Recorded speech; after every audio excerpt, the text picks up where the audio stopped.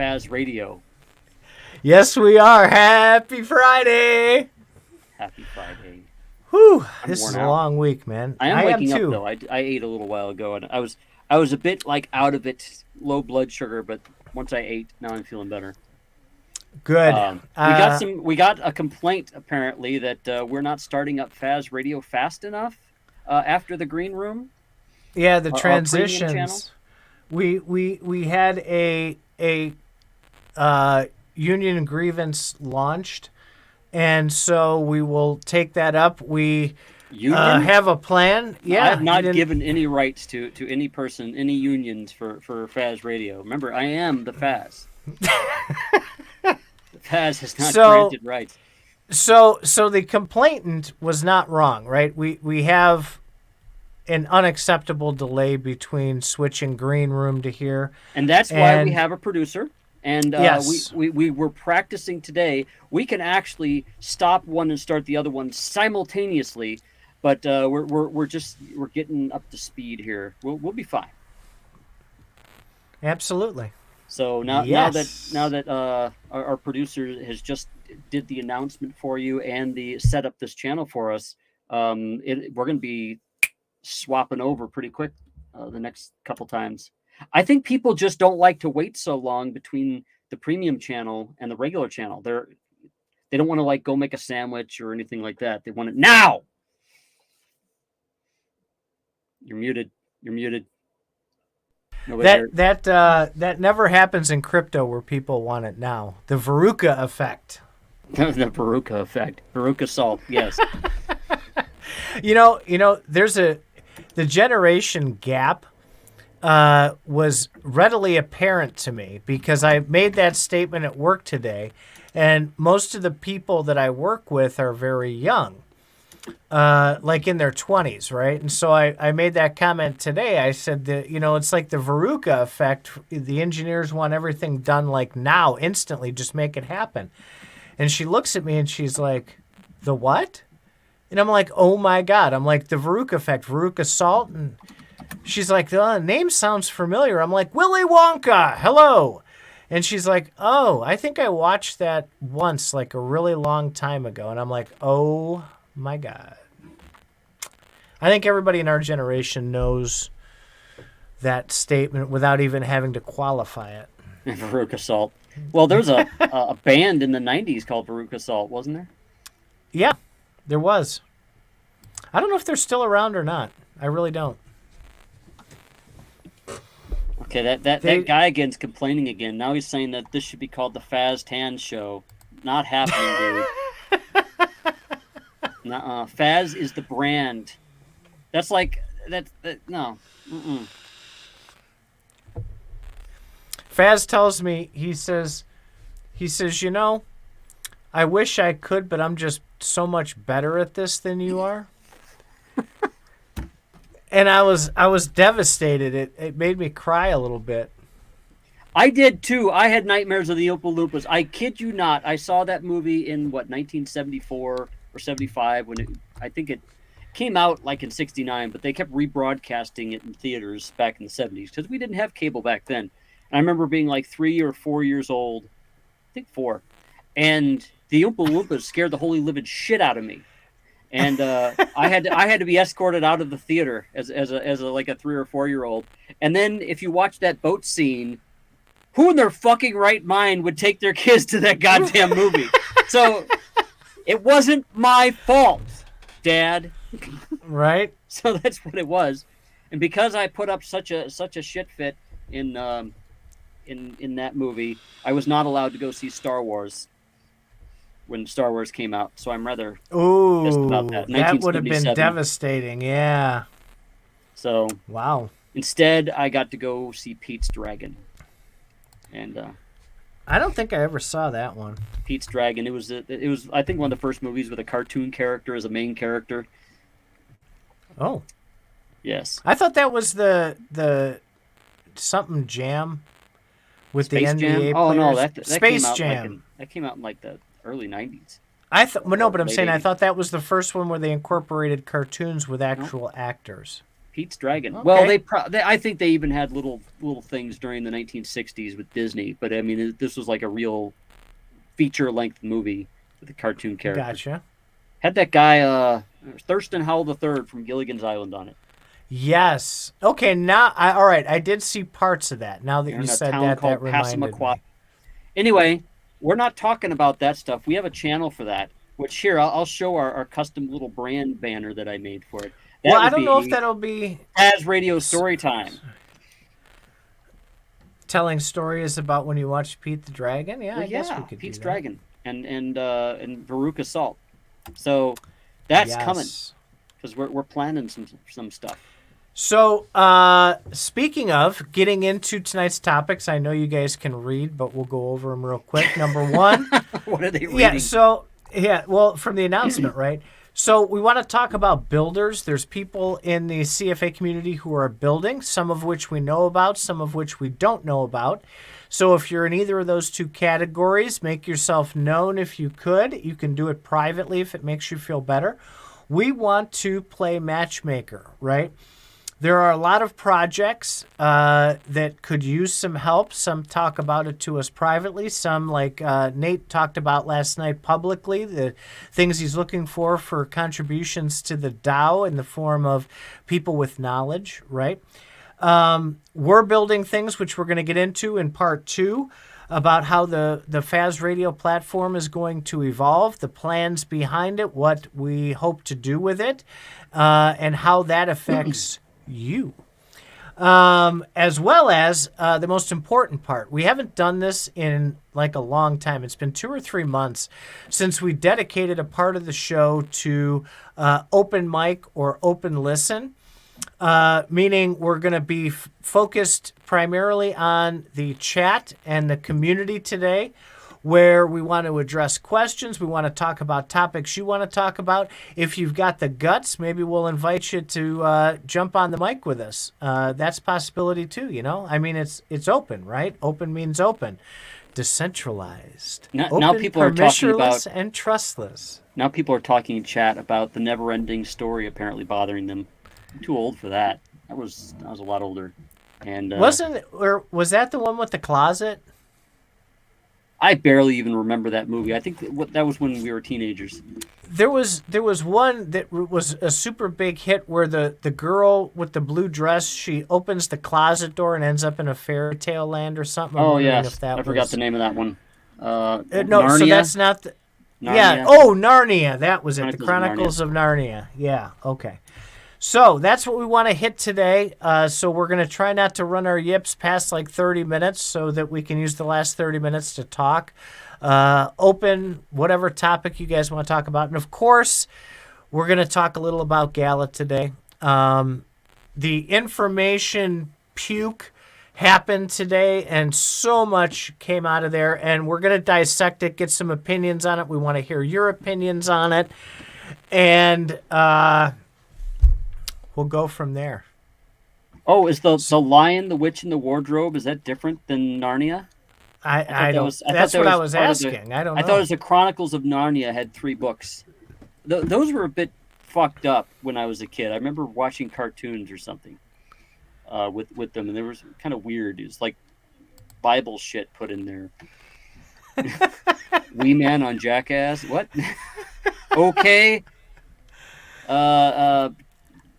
TMI? I don't know what that means.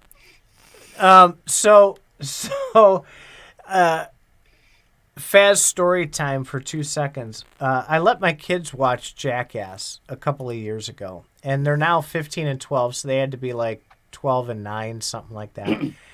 And so for about a week after that, on my TV downstairs, it was nothing but a never-ending loop of when they put Steve-O in the porta potty in a slingshot and shot him up in the air, and he comes down, and you just hear Caden laughing all afternoon, and he looped this like continually for like a week.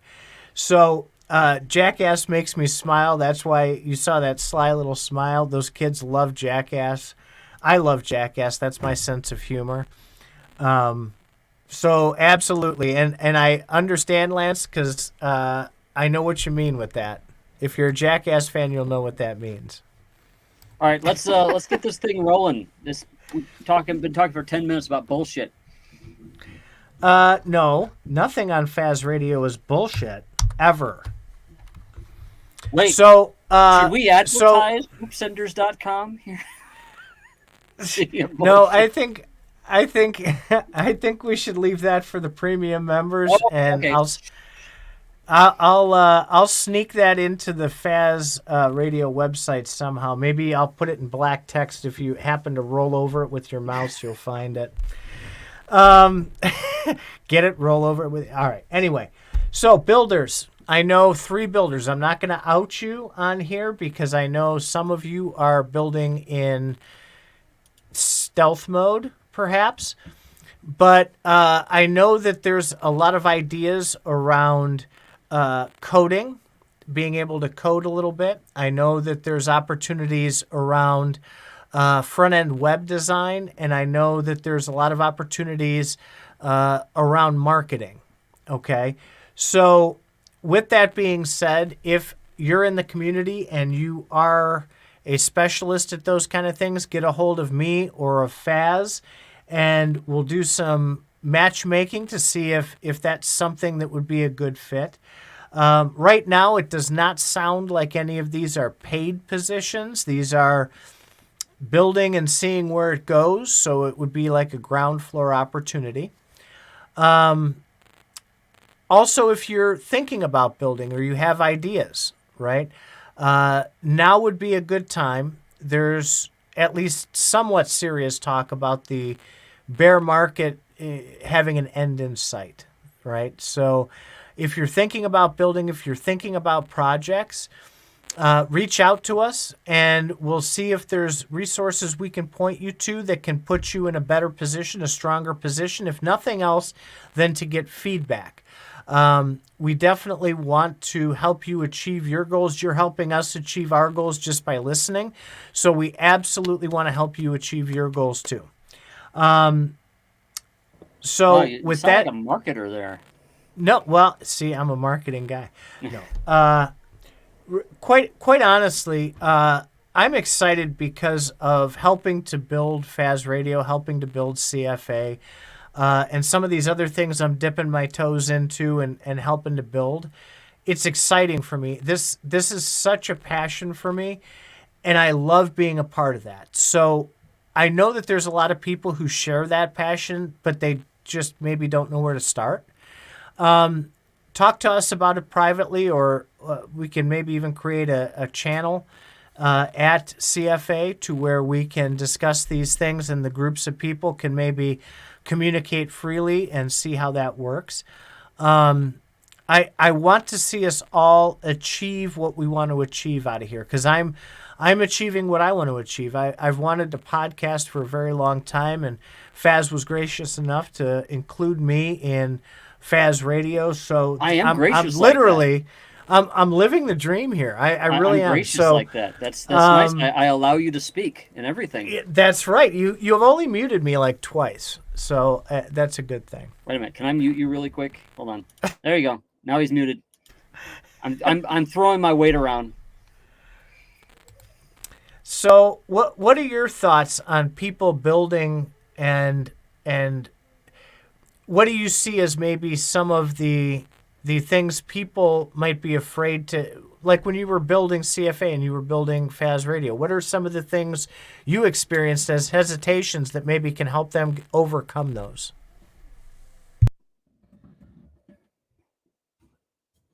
Are you talking to me? You asking other people to just start typing? What are you doing? Not to start typing. What are you talking about? Okay. Well, you went mute there for a second, so... Well, I did because I was going to type while you were talking about some of the things maybe that you faced when you thought about, boy, this is a daunting task, or I don't know if I can do this. How can you help some of the builders overcome that hesitation of getting started? To quote Jim Croce, if you dig it, do it. That's pretty much it. Start doing it. That's the only way to get doing. If you really dig it, do it twice. I mean, that's the whole story. I mean, you got to get moving somehow. Start what you have with what you got, build from there, make friends, make contacts, go from there. I mean, we're still just starting out. I can't really say that we're a success story just yet. So at the moment, we're what? We're kind of running this thing on a shoestring, but we're doing better than the nothing we had last year. So, hey. So I think the hesitation people have is looking stupid, and so if you go back to Faz Radio episode 1, we'll look really stupid there, and listen to like even the first 3 episodes. So Faz and I were talking about that during one of our nightly conversations a couple of weeks ago, and he's like, "Yeah, I went back and I listened to episode 1, and oh my God, right?" So then of course I had to do it. And so that weekend on that Saturday, I went in and I listened to episode 1, and I wanted to crawl in a hole and die. I'm like, oh my God, that was bad. But here we are all this time later, and I feel very comfortable with the camera, with the mic. I literally cannot wait until Thursday and Friday every week. So it has gone from overwhelming fear of looking stupid to something I can't wait to do, and if I look stupid, I really don't even give a shit. I don't think I feared looking stupid doing this. I pretty much just figured it had to be done. A lot of the biggest changes in my life have been extremely spontaneous, even though I plan a lot of stuff. And people get really confused because they're like, "Wow, you're so measured and you plan things. What the hell are you doing with this?" It's just like, like I said, if you want to do it, do it. And so, yeah, I figured I knew that we'd get better after a while, and I figured the first number of shows that we did would kind of be kind of gawky and stupid, but can't we can delete those later when we get never delete those. It was funny. I was picking on Faz. So I was talking so incredibly slow. Faz was ready to rip his hair out. And then the funny part was was talking slow. Yeah, I still talk a little slow. I'm talking I'm talking a little faster now. I'm trying to be conscious of that, right? So people don't have to listen on 2x speed. But it just I laughed so hard because we were like 8 minutes into the show, and Faz goes, "Well, that should about do it. I think we're done." And I'm like, "What? No." I was perfectly fine with having a really short show. I'm like, hey, we're just going to start short, but I don't think we planned very much either. So, not that we planned the most this time, but we do more planning. I agree with you. You just gotta do it, right? Just whatever it is you want to do, especially like with podcasting and things like that. Just grab a mic, throw it on, get it moving, and try it, right? So that's a great segue into our second topic, which is the Faz Radio platform. And we're probably going to rename this, as we were talking about a little bit earlier. It's almost to a point, with the plans at least, to make this an ecosystem. Faz ecosystem does not have a ring to it yet, unless there's a coin involved. Well, let's not go there. That's too complicated. So you can get Faz right points now, and Faz tokens and Faz NFTs, Faz fungible tokens. Oh my God! I'll give you something fungible. Okay, now TMI, dude. Continue. No, not that thing fungible. Jeez, your mind goes into the gutter every time. What? So even thinking what you were thinking. What were you thinking? I don't know. What were you thinking? I was thinking about gorilla shit because you got me stuck on that. Okay, good. So we have a you might have noticed in the announcements we're building websites, right?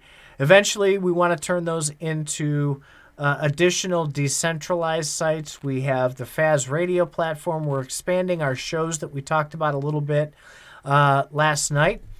We're going to work with Storytime, but the big part of it may not be called Storytime if it doesn't ring, but I kind of wanted something to just show that we weren't doing crypto. Maybe have a separate Faz crypto show, or maybe have the Gala Stuff as its own dedicated show. Yeah, and talking about things that maybe aren't crypto for some of those shows. And the way I like to explain it is it's kind of like a TV station. Faz Radio would be Faz TV, right? And other podcasters Faz who wanted to be... TV. I like There's that. like a whole lineup, like all day long. There's shows that are live and that are recorded. Faz by... TV is like Jackass, right? Yeah, Look at all the exactly, shit that right? goes on Faz TV. Now that you've said No, it, but I mean... the domain name's going to get bought up by somebody. Yeah, well, yeah, that was really dumb. I shouldn't have done that because I would have bought it and held it hostage. We could put a... I'll just come up with a slightly different word. But really, I mean, like other podcasters and especially community members, right? If you ever thought of you wanted to try and start a podcast, we can eventually put that here, okay?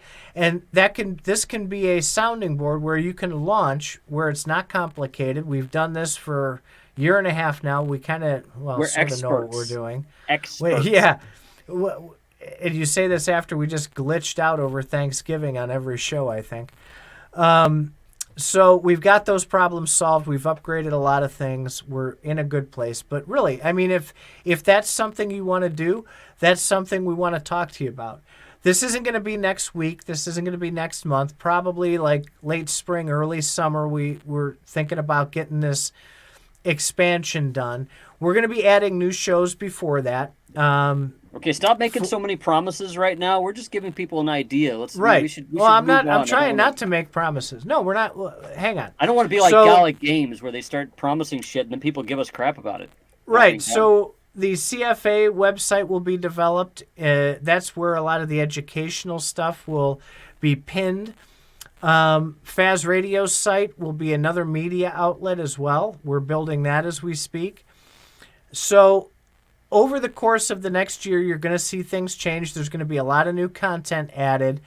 We're still going to do Faz Radio. It just might be broken up into other segments. That's all. What else what did I miss? What can you add there? I think you've given a bit more plans than I was comfortable giving right now, but that's okay. I had to live up to the hype. I think you're giving the 20 million listeners. 20 million listeners. Well, that's our media giant. That's true. I basically just came up with a plan that scaled. Where you cannot scale up a plan without having additional people. So that's what it's going to require. Cool. Do you want to talk about? You want to talk about Gala's stuff next, or would you rather jump into open mic? We're about 23 minutes in. So explain your idea of open mic right now.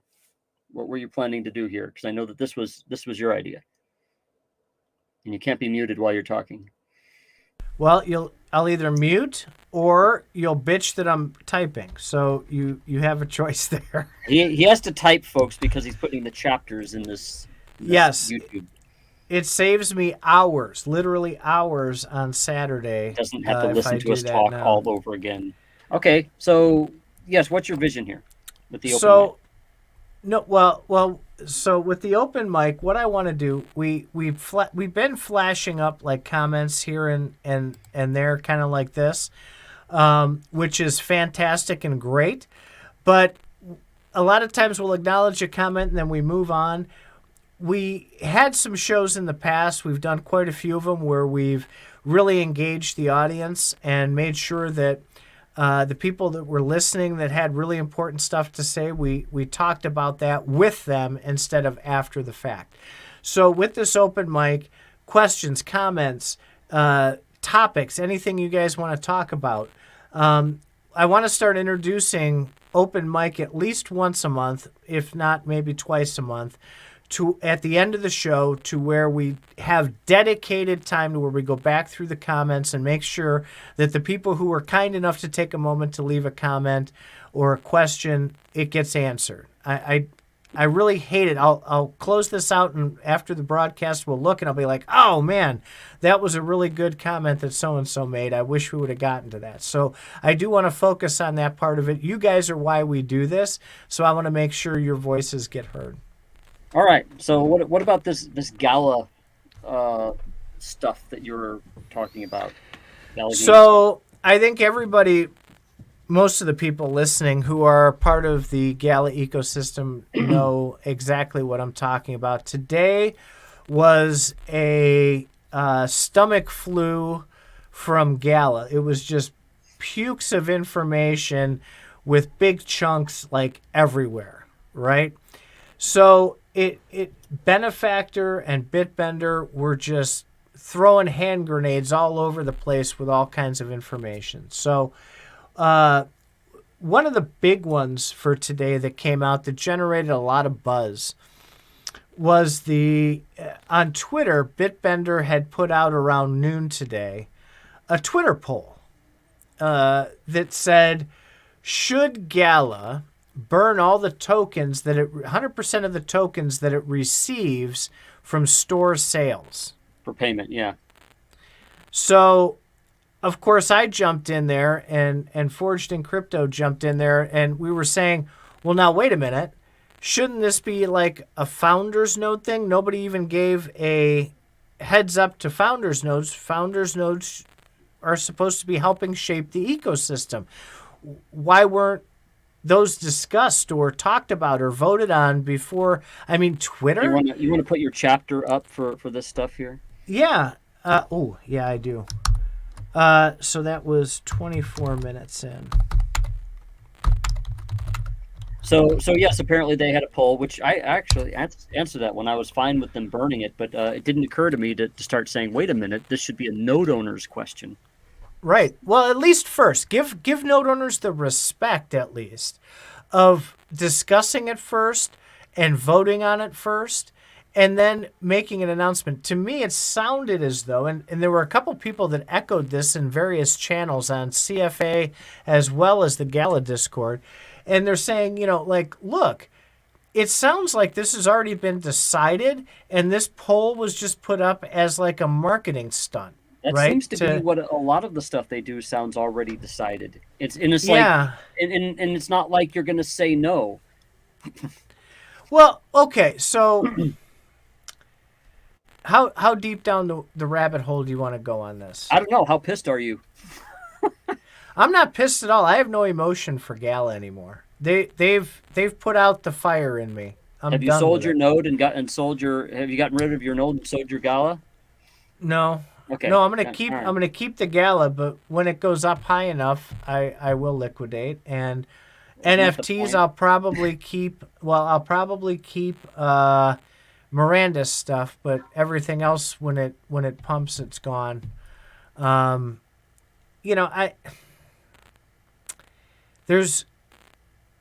go into the rabbit hole a little bit. Let's hear what you want to say. We'll go a little bit. We'll go a little bit into this, right? So, why do you think it is that suddenly, after years of them saying on Discord, no, we're never open to a burn. Gala will never be burned. We're not burning anything. It's a regulatory issue. We can't burn it. They came up with a weird way to try and burn stuff before. They thought that was too regulatory. All of a sudden, they want to burn it themselves. Why do you think that is? See, this is where I start. Had I been following along like I normally do, this is where I start giving you a lot of crap by asking leading questions like that. I don't know enough about the situation to answer a leading hypothetical like that, but it sounds to me like you've already decided what the answer to that question is. I have an opinion on it. I was asking your opinion. Why do you think that is? Why would they suddenly 180 on it? It would seem to me that looking at how I think they're still trying to figure out how Geary is supposed to work in all this, and how the they had Town Coin, and that had a problem. They had SpiderTank Coin, Silk Coin, and that had a problem. They've each had problems. It seems to me like they're adjusting their plans just on the face of it. It seems to me like they're adjusting their plans. The question that I would have right now, since I know very little about it, is how much planning went into this question? Have they already decided to do it, and they're just looking for a rubber stamp from all the users who are going to be like, well, yeah, of course I wanted to burn because my Gala is going to go up. I mean, it's that question is a no-brainer for anybody who owns Gala. Of course, yeah, go ahead and burn it. But I would want to be. I didn't catch the part that it should have been a node question. They should have asked that with of the node owners first. But I want to know what planning went in behind this, and put out some sort of written thing about this instead of just, oh, by the way, should we do this? I mean, how last minute is this? So that's my 2 cents. This is where I would agree with you on it. So there's only one reason to burn tokens, and that they're saying they want a deflationary economy for Gala. There's a lot of ways to do that slowly and over time, which is what comes out of this side of their mouth is we want to do everything slowly. We want to build this over years, a long-term solution. But yet it's this like immediate, we want to burn all this stuff. And it's going to encourage people then to buy things in the store because they want to see more Gala burned. So they're trying to pump sales on one side and raise the token price on another. So they're directly influencing the price of that token. And I think that's a really bad idea. So it's absolutely going to put them in crosshairs of regulators by announcing stuff like that so publicly. Maybe that's part of the plan. Maybe they just want to raise the flag and wave it, take their punishment and move on. So then I don't know. This is maybe where we should start having some Faz Radio challenges and start asking Bitbender, maybe even invite him on the show and say, what the fuck are you doing? Why would you do something like that and risk Gala being called a security? Now, there is a possibility that Gala, they did ask at one time, what would you think if Gala or the NFTs were a security? Do you remember that a while back? Benefactor asked that one. I do. Yeah, and so I remember that. What we like to think when we see Gala games is that they have some sort of plan. And so what I would want to get Bitbender on the show and ask him is, what the fuck is the plan?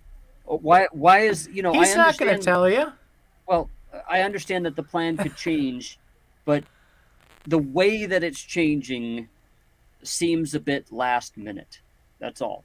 And well, the other part of that, the last part of that I had is everybody on the planet knows they need money. Their sales have been horrendous the last 6 months. Nobody has money right now. So of course they want a token pump so that they can perhaps when they do their token sales get a little bit more money. Right. Nobody has money right now. This is a bear market. All this hype that they're creating, and they're turning a new leaf and they're changing things. Great.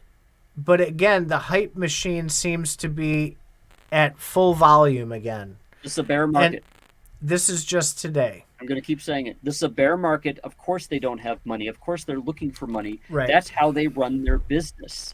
They would even do this in a bull market. They sell NFTs to make the thing work. So you're going to constantly see announcements from them. I see announcements every other goddamn day about Townstar candy cane shops and weird cards that come out and stuff like that. Good. That's what I expect. That's what I want to see. I want to see a Gala announcement on any odd game that I'm playing right now with something going on with the game. Let's see. I'm just looking. Wow, happy 2023. Here's what's happening this month in Townstar. We have 2 competitions, the Rocking Horse Award, Meta TBA Reward. I mean, they got these cards here, a big oak shed that they want to give away.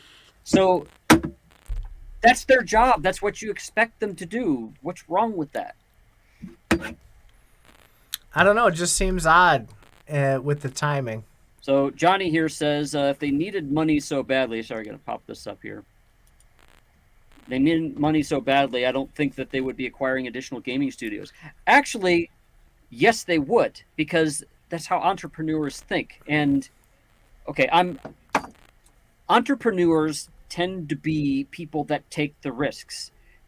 Right now, during a bear market, is the time that you take the risks. Yeah, if they're going to acquire gaming companies, those gaming companies are probably going to fail, and they're probably going, "Wow, we have some money that we could buy some stuff. I bet we could turn this around into a profit. Maybe in 6 months, when the bull market comes back, we could double or triple our money." That's what entrepreneurs do. Everybody else, people work 9 to 5 jobs. We don't do that kind of shit every day. It scares the pants off of us. That's why certain people do it and not everybody. So, Well, they didn't buy it yesterday. I don't. They bought it. They bought it 6 months ago. I'm saying, well, okay. Anything you hear about now from any company, whether it be like I don't know, Nike shoe company or Microsoft or whatever, it's been in process for a while. Fine. Those companies announce things when they're ready to do it, and they announce things when they think that it's going to make them the most money. Let's get real. It really, here, I should be focused here. It really burns my butt to hear people complaining about companies wanting to make money when that's what they fucking do. That's what companies do, is they make money. And yeah, Gala's going to do things that make money. All they want is money. That's capitalism. That's how it works. I know you're not comfortable with them moving so fast, but if you look at a whole bunch of other companies out there and see what all their internal initiatives are, you'll see that they have a bunch of stuff going on too. I guess the only part that I would really agree with you on is maybe roughing the listeners a little bit. Companies that have too many marketing announcements, you can get bamboozled by all the marketing announcements. And of course, Gala is mentioning every goddamn thing they do. But really, what's a marketing announcement for Gala Games? I would think a marketing announcement would be, I don't know, if they're advertising on TV or on internet ads or whatever. They're talking about this shit on their Discord for their people. So I see that as different than a marketing initiative. If you've been following Gala Games all this time, then you'll be like, oh, I remember when they tried Gala Music. Didn't work out too well, but then they went to Gala Film, and then they came back to it. They had some infrastructure figured out. They decided to wait. Okay, but they're not marketing initiatives when they're just saying it on their Discord. So you have a point, and whoever, Johnny here, had a point with what he's saying, but that's what entrepreneurs do. You're muted. I know. I'm back on now. I was typing. So moving right along, we're 40 minutes in. Last little bit of talk here. There was an announcement made that the initial pool of silk tokens for the SpiderTank game has been exhausted, which means now only tokens that people spend on upgrades and purchases will be available for rewards. So it's going to now be that for economy that they were planning, yeah. Right. And with sales being so low and a lot of people already done upgrading the majority of the tanks that they want to upgrade, the rewards, it sounds like, because I don't know, this just happened, it sounds like the rewards that were not very good to begin with just got a whole lot worse. How do you think that affects the player base? Do you think that's going to bring it down? Do you think it's going to have people lose interest? So who's popping these things up? Is this you or is this our producer? That's our producer. Oh, okay, we'll get there. I'm gonna hide this because we just switched subjects and that kind of confused me there. Wait, what was the question again? Start over. Just what was the question? Oh my goodness. With that potential drastic reduction in already low payouts. Okay. I got it. So, all right. So SpiderTanks was always meant to have a circular economy. That's what they wanted. And they said said this in the beginning. Look, we're going to have a pool in the beginning. They did say this. And they're like, but we don't think you guys will like what we're going to do or how this is going to do it. And so I think that they had some sort of vision for the circular economy. What's it going to do? It's going to stand on its own legs. Oh, here, let me put my picture up here. it's going to stand on its own legs. It's actually going to do what they think it's going to do. And they're going to start, hopefully, using these economic levers that I like to advertise so much. If they have an economic lever, let's see them use it. Great. Hopefully they don't need to announce every goddamn economic move that they make. Maybe they could just start doing them.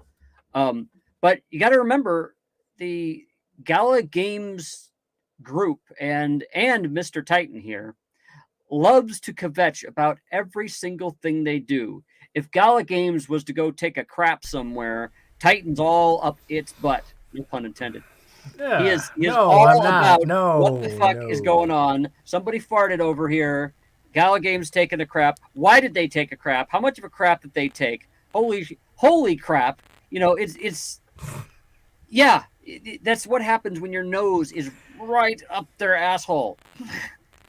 Just let them make their fucking decisions. Do the SpiderTanks. Play the goddamn game. You know, I haven't noticed any less earnings right now myself, but I've only been playing for my minimums every day. I get about 200 victory points every day. Well, I don't even know what. Wait a minute.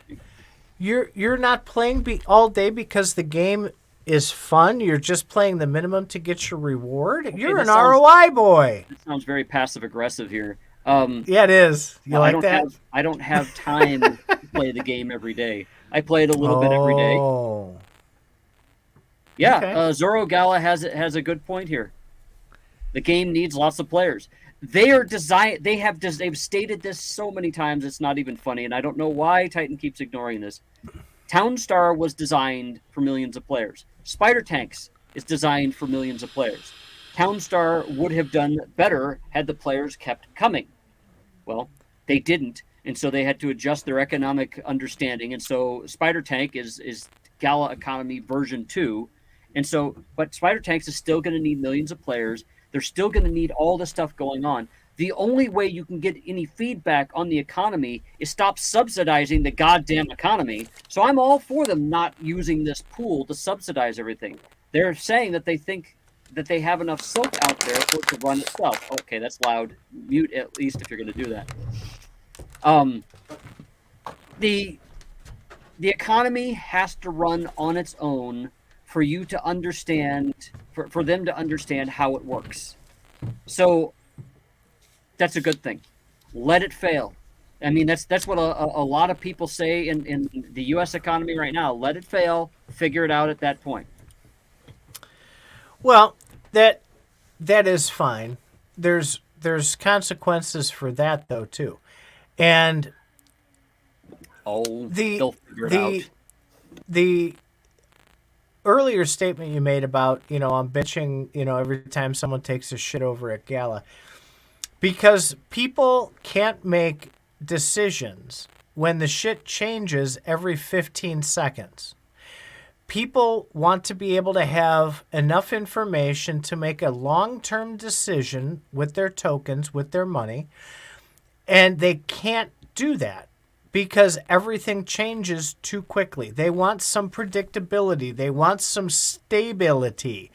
They want something that they can count on so they can make educated decisions. And I agree with that. You definitely have a point. You definitely have a point by saying that they need to act in a measured way, and it doesn't appear that they're acting in a measured way. This is part of the number one problem I've had with Gala Games since the really beginning, which is communication. Come up with a communication style. You need a fucking economic director talking about the state of their games. Now, I know they don't want to do that because if they had an economic director talking about the state of their games, then all of a sudden they look a lot more like a security. So, again, getting to the security part, that's what you're asking for. Make me feel better. Oh, make me feel better because you guys are making so many changes. Tell me that my money isn't wasted on Gala. It's a fucking security kind of question. No, it's not. That's not where I was going. But you brought up a really good point about the economic director. You cannot have to worry about being your own economic director with your nodes if you go with Nerd Node. Nerd Node will take your nodes and run them for you. Run your economy of your nodes, whether it's a Gala node or any of the others that they support on the platform. They'll take over the economy of those nodes. Make sure they're up and running all the time. You're getting your rewards, and they do it for a very, very reasonable, small fee.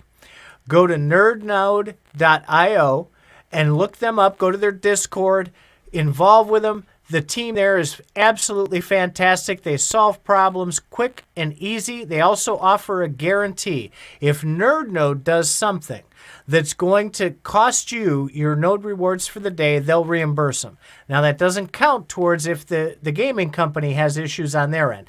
But if NerdNode screws something up, they'll make sure that you get your rewards regardless. NerdNode, use them. Wow. That's how we pay the bills.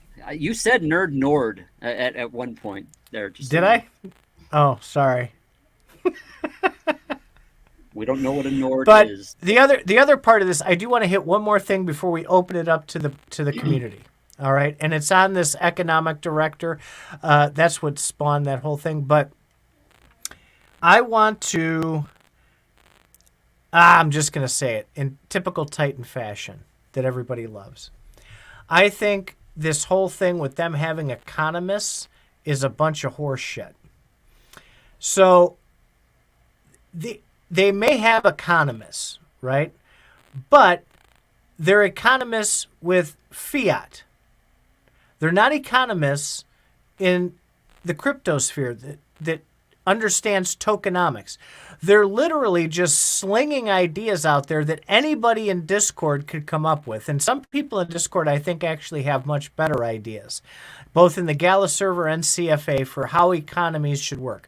Old Man Smithers, for an example, put up this huge document which had some perfect tokenomics listed in it. Nowhere in there is any of that fantastic stuff, and most of the community bought into it, right? So I want to call bullshit for bullshit.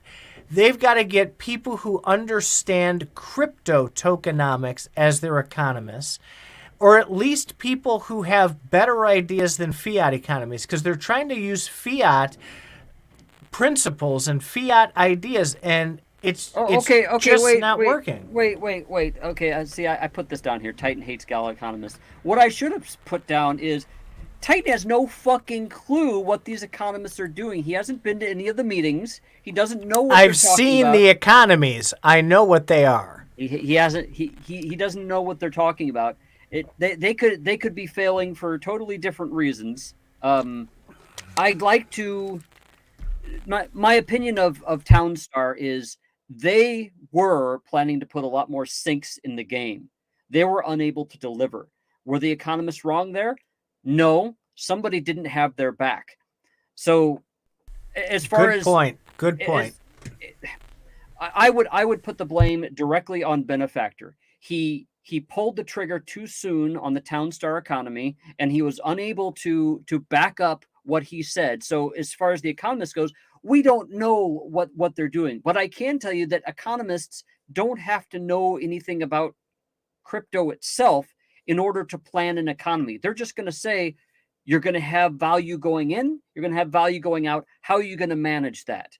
I've heard rumors that Benefactor likes to ignore things that people tell him that work for him. He's probably ignoring the fucking economists too. So, these are employees that work for a company. We don't know what they're telling them, and we probably can't get them on the show because they would probably get fired if they were to say, yeah, we tried to tell him and he wouldn't do it.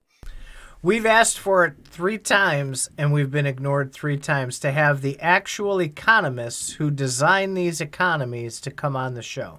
So that's not going to happen.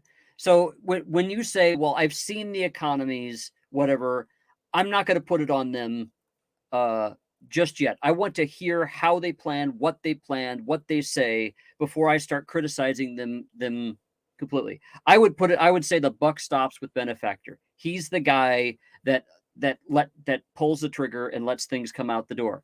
And if an economy failed, it's his fault, not theirs. You can't just say get a different kind of economist when you don't even know how well the first one did.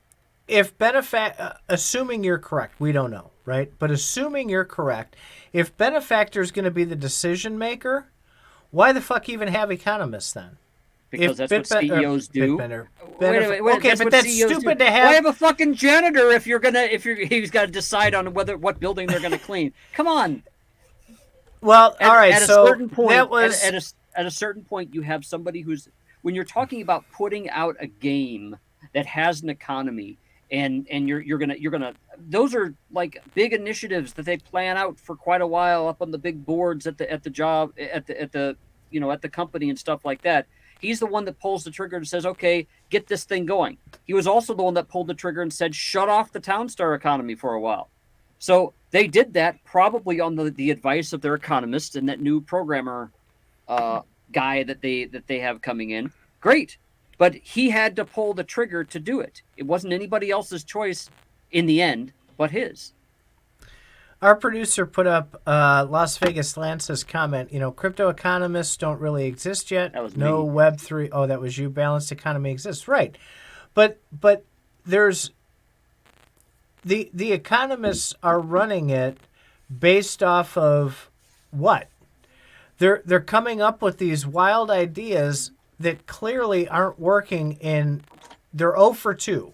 Right now with this. I can't say that it's the economist's fault, and I don't think that you should be blaming them. I think you should be blaming Gala Games in general for that's a dumb decision.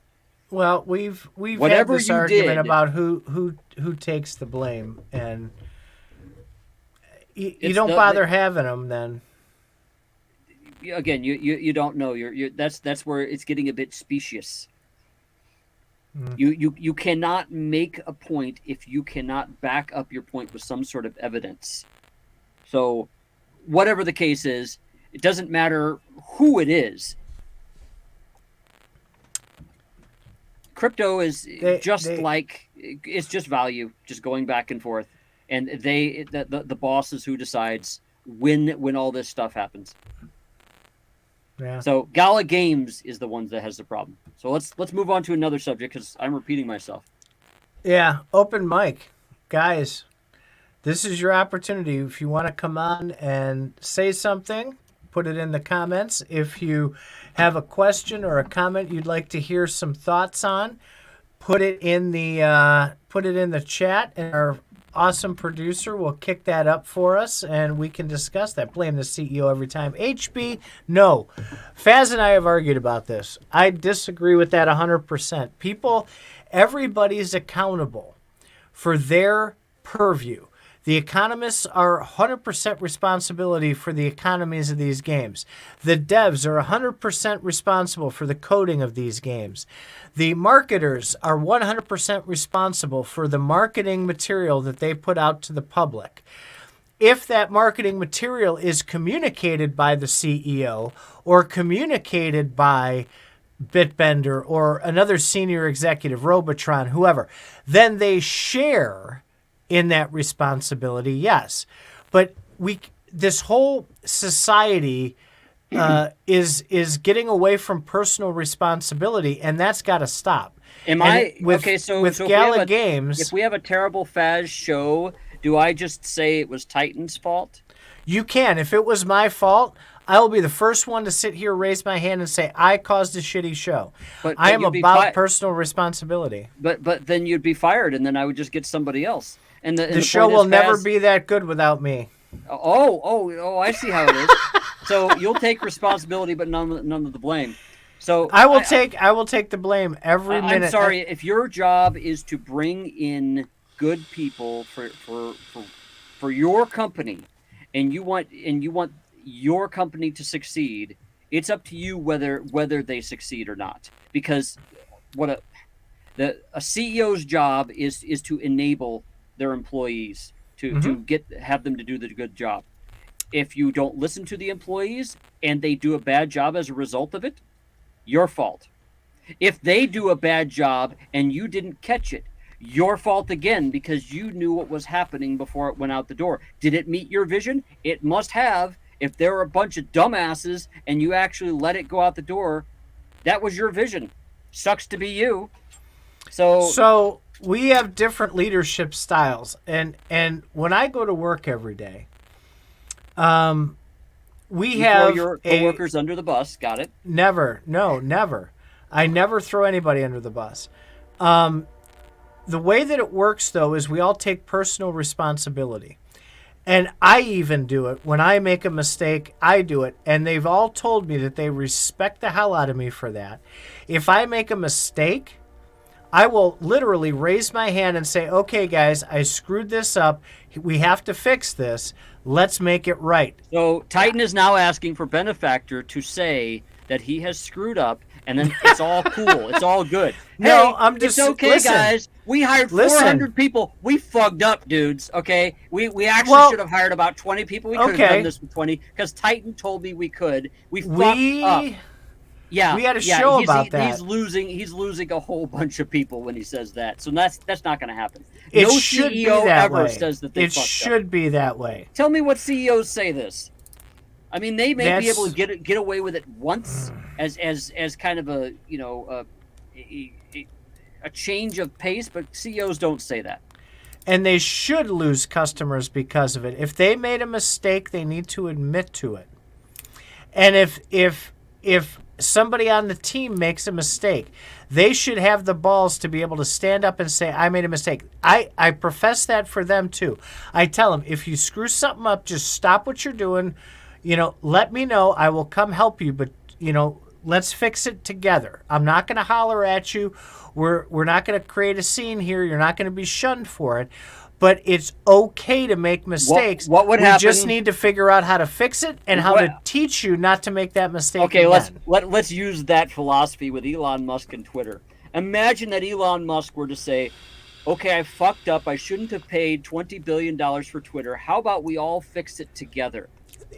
How would that go? So you've taken that from 0 to 100 in like a second, right? Your idea does not scale, sir. We're talking about companies that make millions of dollars. Right. And if Elon makes a mistake, if you go back and look at his tweets, he said he's made mistakes. He will tell you he made mistakes. Right. He's got the balls to do it, and I respect the hell out of him for that. And when his team screwed up, has he left the CEO? He hasn't found a suitable replacement. Oh yeah, I see how that when he fired somebody live on Twitter, I did not agree with that part. That's a private thing. That should be done in private. But when there's a problem with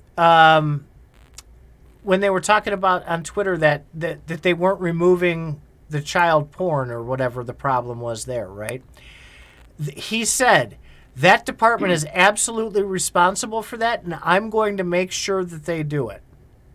But again, he pushes that responsibility. He didn't do it. The people that were there, he doesn't know if they knew about it, but he said that was their job. That was their responsibility to do that. And now that they haven't done that, I'm gonna chop off heads, and we're gonna fix the problem. He admitted the mistake, and he's solving the problem, and he held that department accountable for their mistake. That is what I'm suggesting. That's the way I run things. What you're saying is it doesn't matter who screws up where. It's always the CEO that gets the blame, and that's bullshit. Yep. What HB says here is 100% correct. The buck has to stop somewhere. That's Harry Truman put that on his desk for the whole time that he was president. The buck stops here. He was responsible for everything that went on. When you're in charge, your company fucks up. It is you. It is not Fred. Now, of course, Fred might get fired because Fred did a bad job, but you are still the one that has to apologize. And you could say, I hired Fred. I was wrong. And now I'm hiring somebody else. You can say that, but you say that every other week. People aren't going to invest in your company anymore. People aren't going to buy your products. People aren't going to buy your NFTs. Mm-hmm. Yeah, they're going to say, Titan is going to say, you know what? I really appreciated it when Benefactor apologized the first time. But when he apologized 27, 28 different times, oh my God. I stopped. It has nothing to do. Apparently, he doesn't know what the fuck he's. Oh, sorry. I'll put this the other way. The fact that Benefactor apologizes once a week, I am so impressed by that guy. He rolls up his sleeves and he gets with all those other departments, and they fuck it up even more. But they apologize each time. How's that? Is that better? No, not quite. All right, we got to get to open mic. We keep Okay. saying it, and then we get into an argument about something else, and we're not getting to the open mic. This is a very, very good point to make. Lance, you're lighting it up tonight. Thank you. Benny's running his plays. He makes the calls and everything except Miranda's. That's Miranda's master. Is that a good idea or a bad idea to leave it to Miranda's master for his own game, or does Benefactor? I think he's like a partner, so I think he kind of is. That's probably one of the requirements. Should Benefactor stomp an idea that Miranda's master has? Is that okay? So again, if Miranda's master is a partner, which I think he is, it might be that he carries so much weight in the company that it'd be hard to tell him no. I do think that the buck still stops with Benefactor regardless. He probably has some sort of an agreement that Miranda's master is going to make his own choices. Right. So, it's how much pull you have in the company. It just depends. Still, the buck stops with Benefactor, regardless of what's his name says. I agree that he's ultimately responsible, but the people who made the decision that he went with should be held accountable for that decision. Oh, of course. You're talking about stuff, in my opinion, that's internal to a company, and what's different with Gala Games is you keep hearing a lot about certain things that would normally be internal, and then of course reacting to it, or overreacting in my opinion. Let them fuck up. They'll fuck up. It's okay. So do you think the only reason I'm going on with this is we're not seeing. Well, I do want to get to this. We're going to leave this up for a second, please, because I do want to get to that. But more comments means more conversations for you, but I'm not seeing many. Let me finish my thought here, and we can move on to CryptoView. So with these snap decisions, and you even said a little bit earlier, Benefactor's kind of changing course, maybe even a little too much, right? So is that something you think needs to stop? Do you think they do need some kind of stability? So I myself, what you're kind of talking about, changing course, sounds to me like Benefactor is a trigger puller. I'm a trigger puller in certain areas of my life, and when you pull triggers, you get to find out what works and what doesn't. Yeah, things break, and that's how. If you've ever watched the show House MD, have you ever watched House? I've watched that. Yeah, so my wife watches that. House is this asshole doctor who's always right all the time, but the way he's right is he pulls the trigger all the time. And they're like, okay, well, I suspect it's this disease, so let's just treat him for it. And if it fails and he has a heart attack, that'll tell us what's going on. And people are like, oh my God, House, you're going to kill somebody to figure out? He's like, dude's going to die anyway, so let's just do it. And so, and doctors do have to pull triggers sometime and make those decisions. They certainly play it up with House, where everything he's doing, he's endangering somebody. He's like, well, let's just treat him for this disease and see if he, and they're always like spazzing out and, spazzing out on the table and stuff after they do stuff. And he's like, well, that wasn't it. Yeah, that's what a lot of CEOs do. They pull the fucking trigger, they wait for shit to break, and then they go, okay, let's not do that. There's no other way to figure it out. Now, whatever you do in a company when you're the boss, because, I'm sure you've been a manager and I've been a manager too. You have people telling you, don't do this. And then you have other people saying, don't do the opposite of this. Well, at a certain point, you just got to fucking pull the trigger and do it. And it becomes a problem and scary when your trigger puller doesn't stop pulling the trigger. When he keeps, okay, do this, do this, do this, do this. And then you're like, what the fuck are you doing? Well, don't work I think that's what we're seeing. So I don't disagree with you. I think he's a trigger puller. But I think you also have your nose right up their butthole, and you're very, very aware of every time he pulls a trigger. That's all. I only happened to be today because I looked down at lunchtime and there's like 1 million messages, and I was like, oh shit, something's going on. But great question by CryptoView. All right, you don't think The percentage Gala use for gas should go to founders nodes. So I think the question is, they're saying they want to burn 100% of them. And what CryptoView is saying is, okay, if you're going to do 100% with something, why not give it to the founders nodes? I thought they were. What do you think? I thought they were going to do that, but I'd love that. The only problem I have with that, again, is, and I had less of a problem before you brought it up, which is, why isn't this a founders node vote? Why are we asking people on Discord, oh, just tell us what you think about how we should this was distribute this? Twitter. That was Twitter. Okay, fine. Same difference. Yeah. Why are you asking everybody instead of founders nodes? I think it's a neat idea, but they're changing, in my opinion, a fundamental part of their Gala coin economy itself, Gala token economy. And that seems a bit like last minute. They might have been planning it for a while, in which case this seems like a rubber stamp. Well, it could be trying to give Gala more utility, right? And we've had this discussion in CFA, and this is a really good discussion. It didn't go on as long as I had hoped, because I wanted to jump in for that. But real quick, suggestion... HB, can you explain what you mean that they're going to remint, probably because of legal or tax reasons? Because we had speculated earlier, how is burning and making a inflation-based economy good for legal and tax reasons?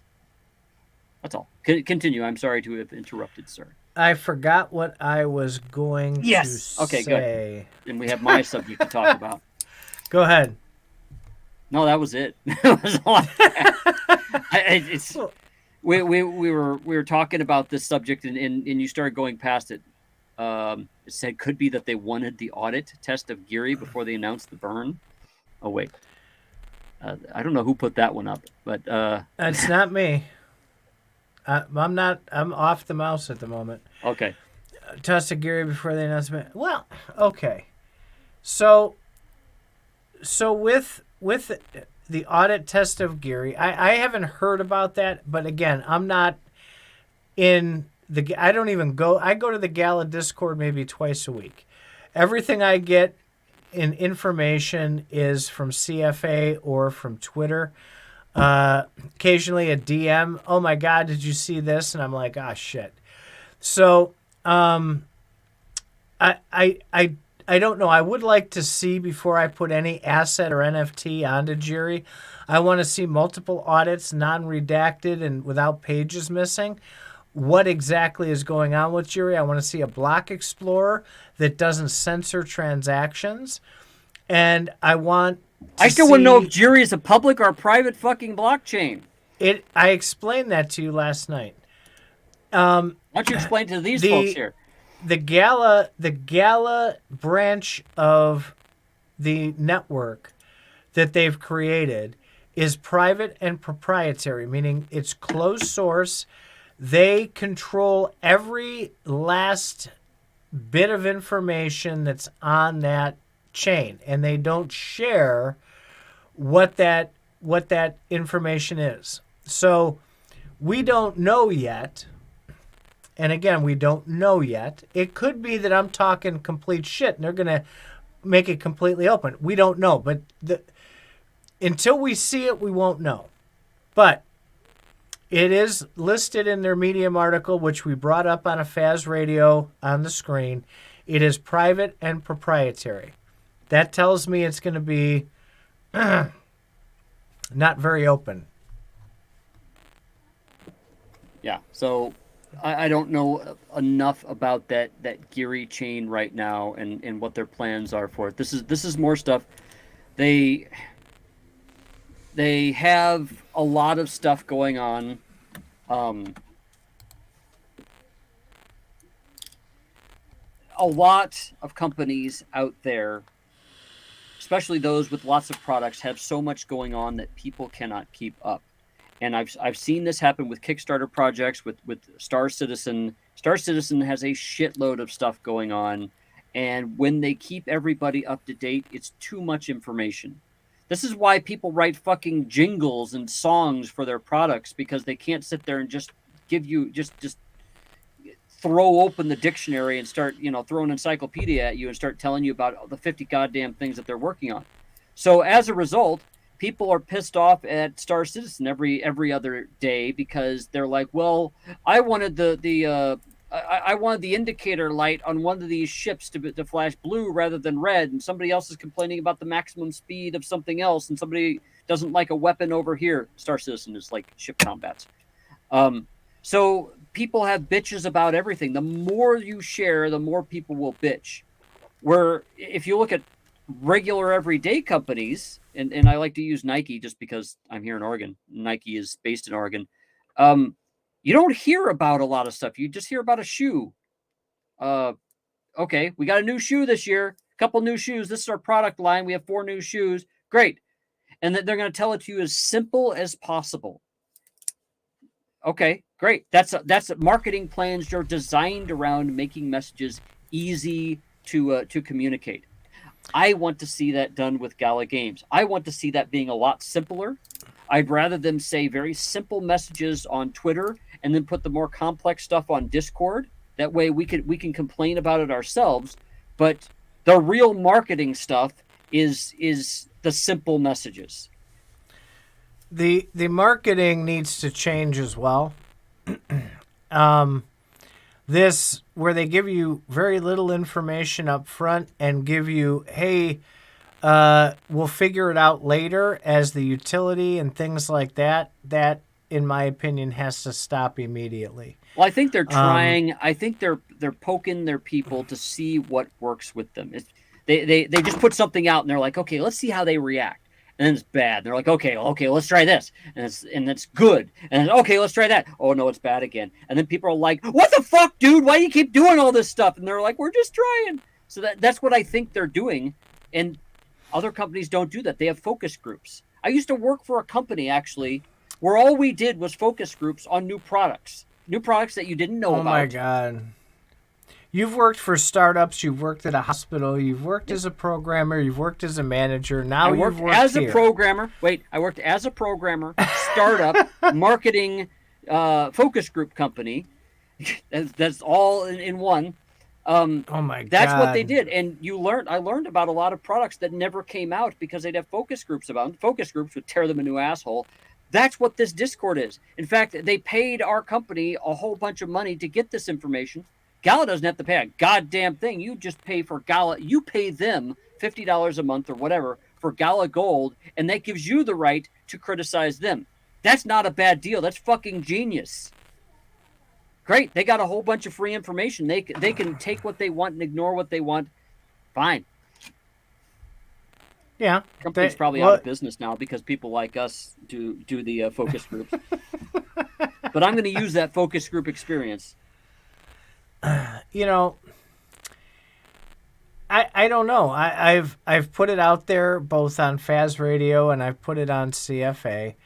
I think they're in a position now where it's going to be extremely difficult to recover from what they've created with the community.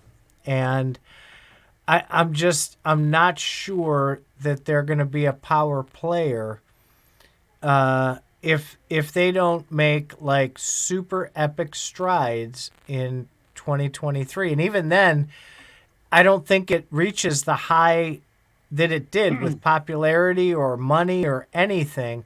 I think they'll do better than they're doing now. But I think it'll be extremely difficult for them to overcome the damage that they've done. I don't see them having done a lot of damage, but if you're just saying that the fact that you're butthurt about stuff that they did that you assumed, then they need to just have a better marketing plan.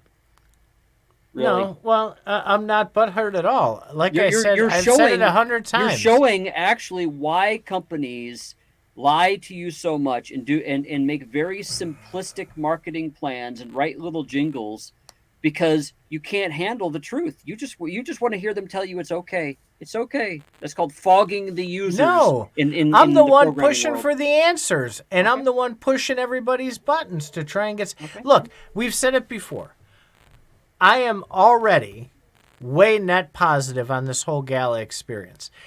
I could sell at a 90% loss everything that I have, and I would still be net positive for my whole Gala experience. Great, you're a wonderful investor. Right? That's not even part of this discussion. Now, Great. it is. But you say I'm butthurt. I'm not butthurt. I don't have a reason to be butthurt.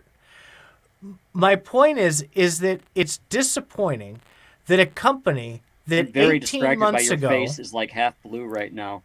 Okay, go that's ahead. that's my blue lights. Let's make it bigger. And if you keep it, all right, never mind. You keep interrupting me. Keep going. I'll be quiet. I can't. You were I can't saying how keep good of an doing this. investor you were, and that Gala should do No, good. I never said I was a good investor. I said that I was still going to be net positive. I was lucky.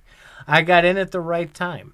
That's what I think people most investors are, actually, is you can't tell how they're going to run their company, or how they're going to or how their products are going to be accepted and so on. Even investors in the stock market, even in 401ks and stuff like that, that's all gambling, and people act like it's different. It is, and it was a lucky time. There's people that got in later than I did that probably will be lucky to see any kind of profit going down the road. And a lot of people are realizing now, and they're talking about it more. It is about the money. It isn't so much about the gaming. There's a handful of people that are here for the gaming. It's still the vast majority of people that are here in Gala are here for the money, whether it's to make more money, or it's to try and break even, or it's to try not to lose what they've already put in there. And a lot of the people who are heavily underwater, heavily into the red, are only sticking around with hope and dangling precipice, leaning over the cliff leading to the rocks in the ocean below, waiting for something to pop so that they can try and recover some of what they've put in. Wow, that's quite a narrative. That's true of every coin and every NFT project out there. It is. Why is Gala any different? You're making it sound. They're making them sound so terrible. I see. You're putting words in my mouth. Oh, okay. So you were talking about more than just Gala. Okay. Yeah, anywhere. But we're talking about the Gala ecosystem. So yes, there are people that are here, that are in the Gala ecosystem, that are one of those three categories. Don't you think that's a result of a bear market, though? Because now that you've said it's okay for the rest of the market, isn't that, for all the other coins, isn't that really because of the bear market?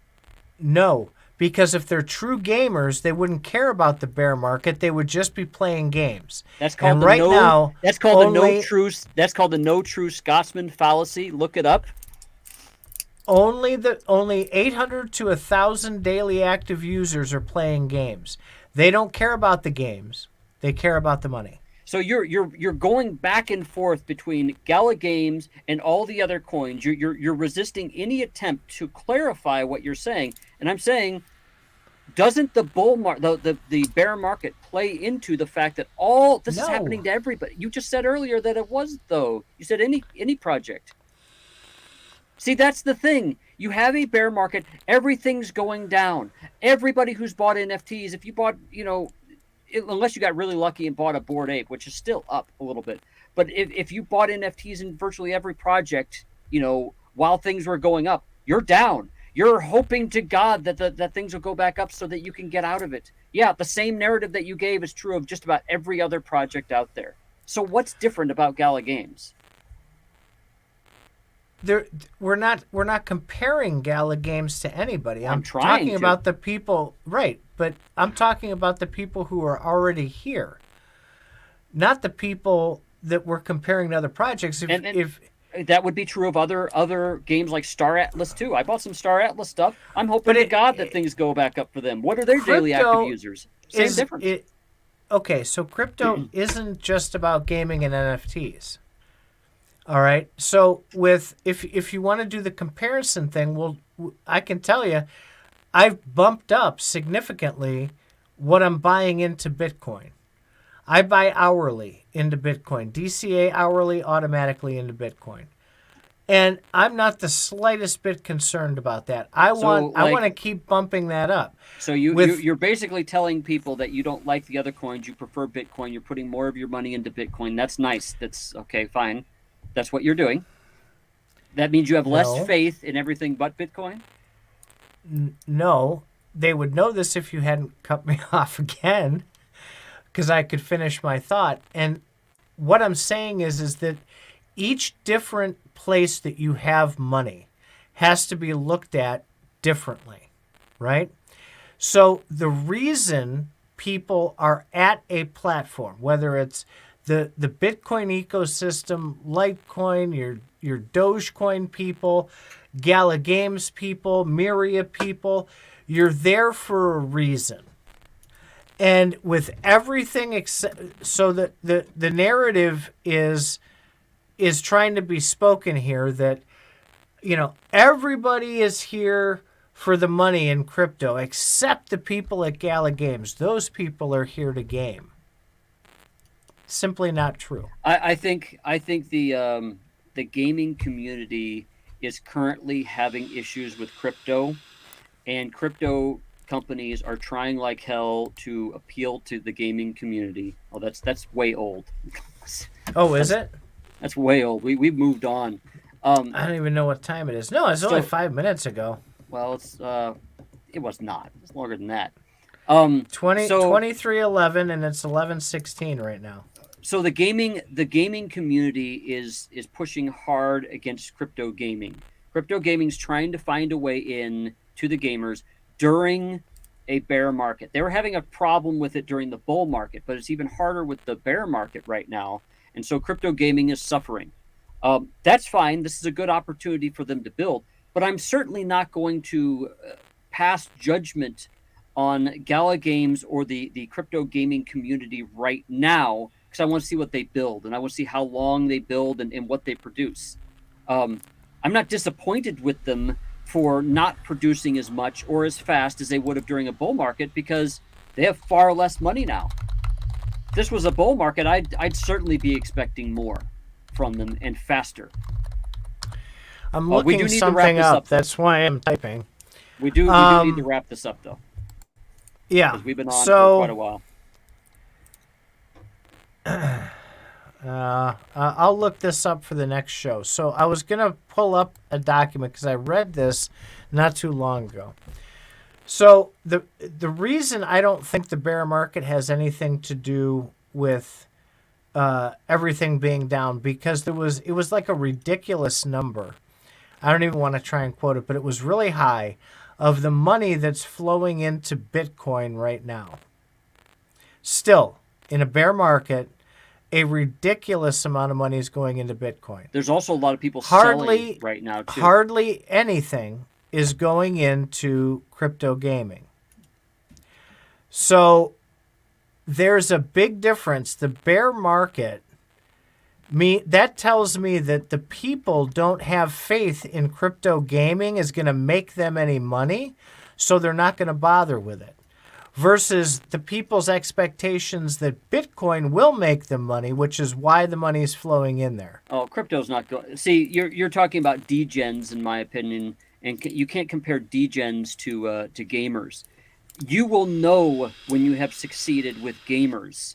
Degens are just moving their money from the last big adventure to the next one, and it's like, okay, Bitcoin's a lot safer than these games right now. Games are so speculative during a bear market, and nobody has money for that stuff. I don't see gamers coming over, so we're not going to buy a lot of this stuff right now. So yeah, let's put it into Bitcoin. Great. I think there's a lot more to that story, and I'm just trying to keep you from having a one-dimensional response on that. There's more to it than just that. You have a point, but I think you're making it a very simplistic, or the point is too simplistic. We do need to wrap this up, though, because people are falling asleep. Go ahead, take us out. Yeah, take us out. Do you have any last words? I'll give you the last word. I do not. Thanks for listening for an hour and 24 minutes. It's been a pleasure as always. I hope you guys took something away from this. All right, guys. Let me find my button. I think I got to find This one? No. That one's not it. This one? No, that one's not the one I want. This one. There we go. And then I press this button. Right.